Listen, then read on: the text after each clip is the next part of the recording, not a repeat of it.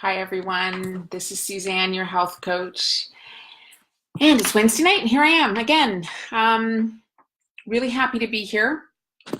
For those of you that watched last week, and maybe many of you who didn't, I talked about a really hard subject that many of us don't want to talk about, don't know how to talk about. And so I'm kind of back to do part two. So I talked last week about shame, and I admitted that I had some body shame. And it was really hard and really uncomfortable, but I did it. And I also gave you some ideas on how to manage shame. And I basically said that shame stays alive if we keep it secret, and shame can't survive if we talk about it. So that's why I talked about it. I will tell you, after the video, I struggled. I thought, I'm going to take it down. I'm going to take it down. I didn't. I got some negative feedback and I chose to ignore it. The next day, again, I was thinking I was going to take it down, and I decided not to, because I think it's really valuable information for you to hear. And I know many of you might not be that comfortable with it. Shame, unfortunately, is the feeling of unworthiness, of being inadequate, and none of us like that.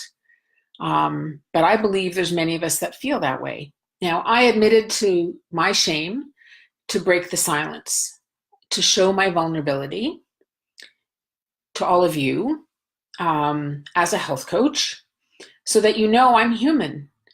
And I also did it so that I can be more connected to others, like many of you out there. I want to be more connected with you. And what happens with shame is it results in us attacking ourselves, right? Loads of negative self-talk. We beat ourselves up. Oh, why didn't I do this? Why didn't I do that? And then it becomes overwhelming because we feel like we're inadequate, like I mentioned, that we're not worthy. And then it negatively colors how we look at ourselves. And so our perspective when we have shame is all around this story that we've created. And honestly, we create it.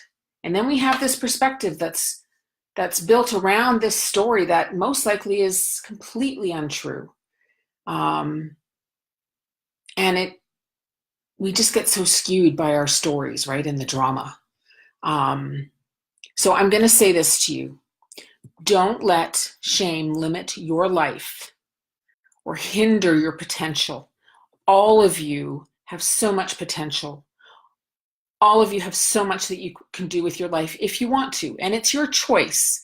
And that's what life is about, right? Choices. I chose to do the video last week. I chose to leave it up. I chose to ignore the negative comments.